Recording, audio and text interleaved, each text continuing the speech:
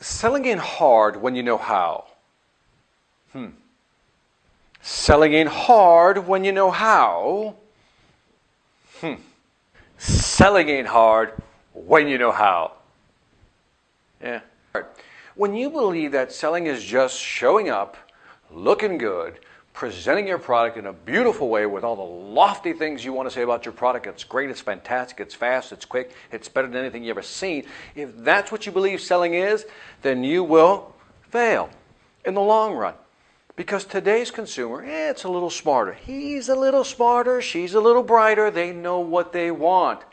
So selling isn't hard unless you guess at it. If you guess at it, then guess what? You're going to be guessing for a long time. And even if you do sell something, you don't know why you sold it because you're guessing at selling. So how do we become good at selling? Wow, what a great question. We become good at selling by first understanding our product. That's the basics. Let's assume that you know that already. We also know that you can be good at selling if you know who your target audience is. Let's assume you know that too. Then now the third part is really, do we have a process? Do we have a sequence that we will follow?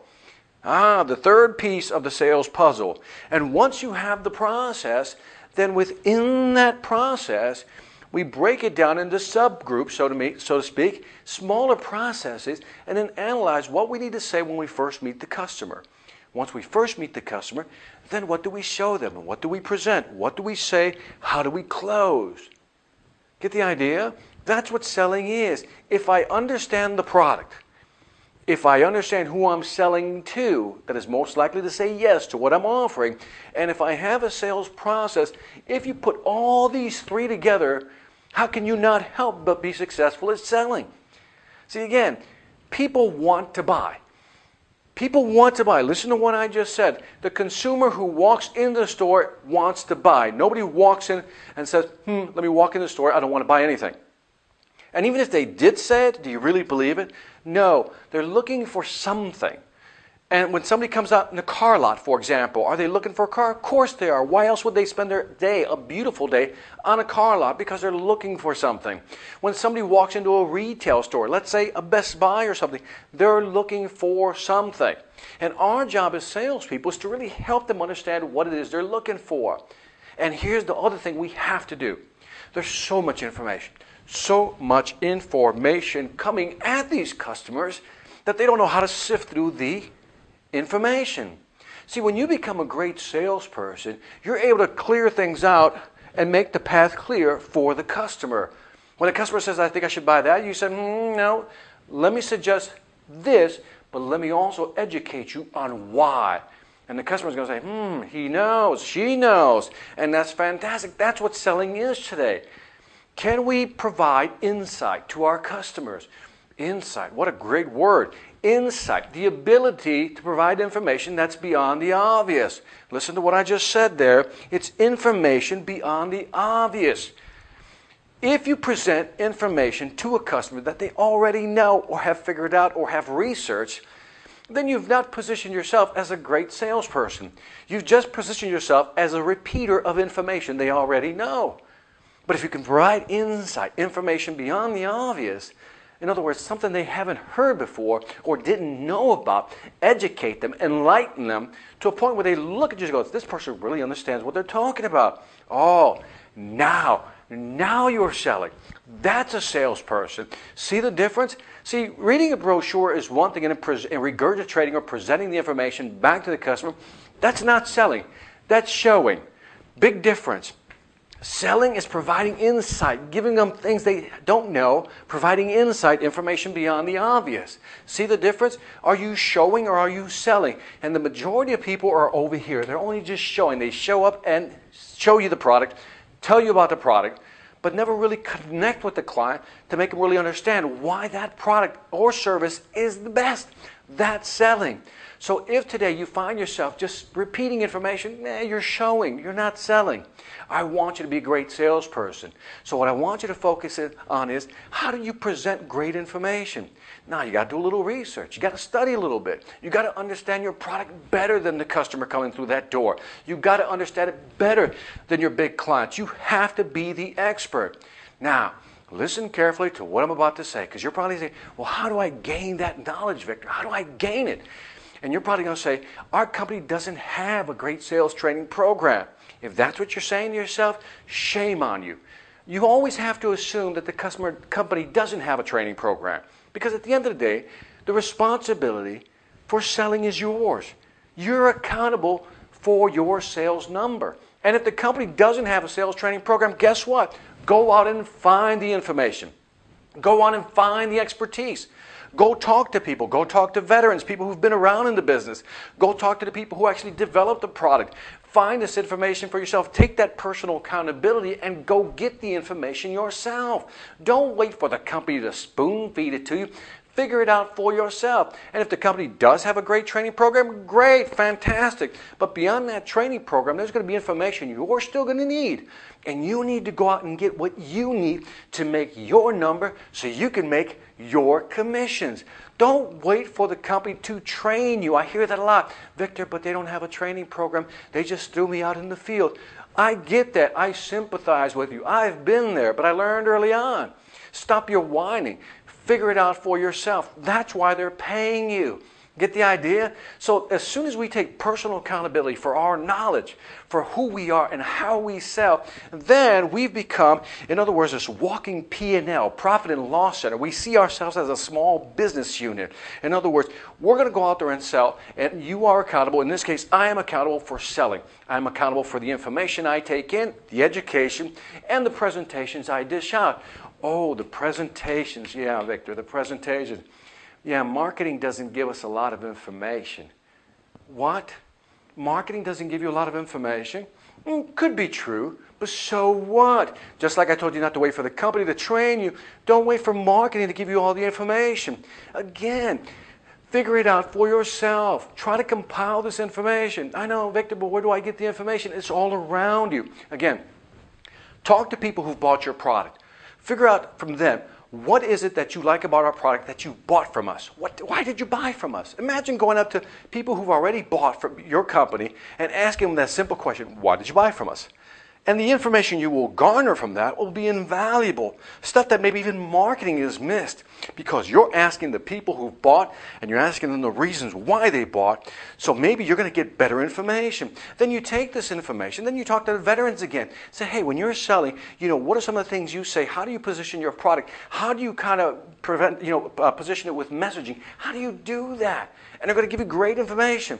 And then you take whatever material you've given from the company, whether it's a PowerPoint presentation or slides, whatever it may be, and then what you do is you organize that in such a way that it fits with your sales process. Do you see what I'm going at here? I'm trying to get to is that don't worry about the company giving you training. Don't worry about them giving you the right information. Don't worry about marketing giving you the right slides or the right data or the right case studies or the right videos or the right materials. It doesn't matter. At the end of the day, you have to take personal responsibilities on you, on selling. This is your job. Remember, you are a standalone business unit.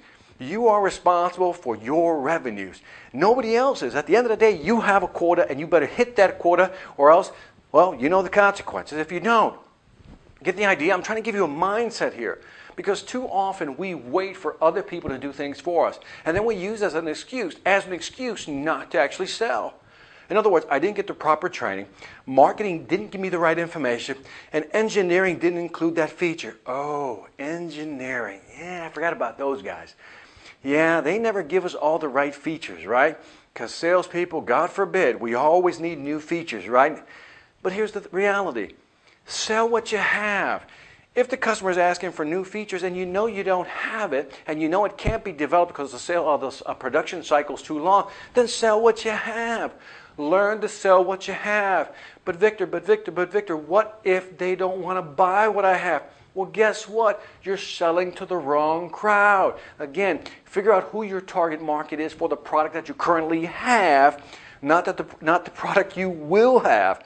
Understand what I'm saying here? Sell to the group that will buy your product today as is. Again, personal accountability. Let's not worry about the company giving us training, marketing giving us the right information, or engineering or product people giving us the right products. Let's sell what we have. Let's figure out how to wrap our messaging around it. And at the end of the day, let's take personal responsibility for our own training.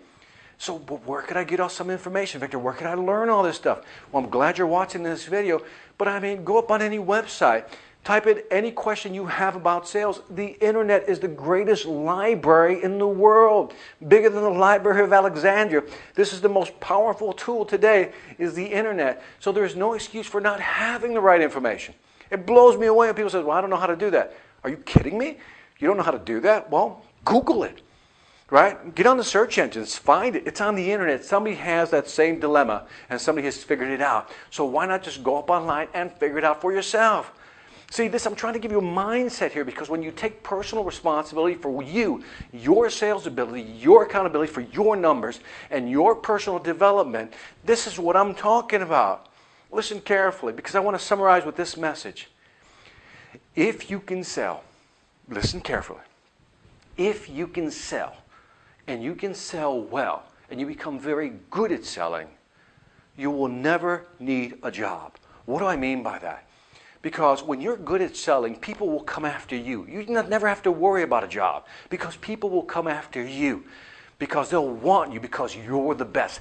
That's why you need to develop your own personal sales skill. Don't wait for people to feed you the skills. Develop your own skills. And when you become so good at selling, people are going to come after you. And guess what? Just like any product in the market, you position yourself to the highest bidder. Why not? If they have a great product, it's a great company, position yourself that way.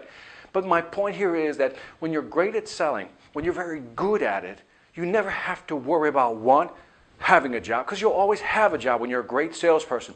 Two, you never have to doubt your abilities, because you're very good at what you do, and you understand that if I talk to the right people in the right markets with the right products, with the right process, I'll always sell. So that means your anxiety level goes down, because you know what you can do and how your performance can be.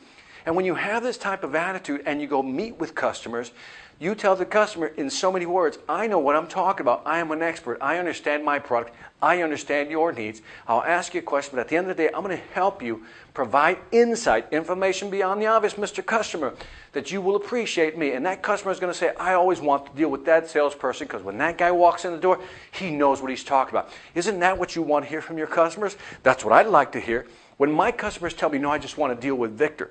Oh, I love that, because apparently I've provided value. So again, folks, let's take personal responsibility for who we are, for our own sales ability, our personal responsibility. You're a walking business unit. You're a walking P&L. You are a business unit, and you should treat yourself that way. Be the best at selling by understanding the product, the markets, the process. Put it all together. Be responsible. Be great at selling. This is Victor Antonio with another sales influence tip, reminding you, selling ain't hard when you know how. Take care.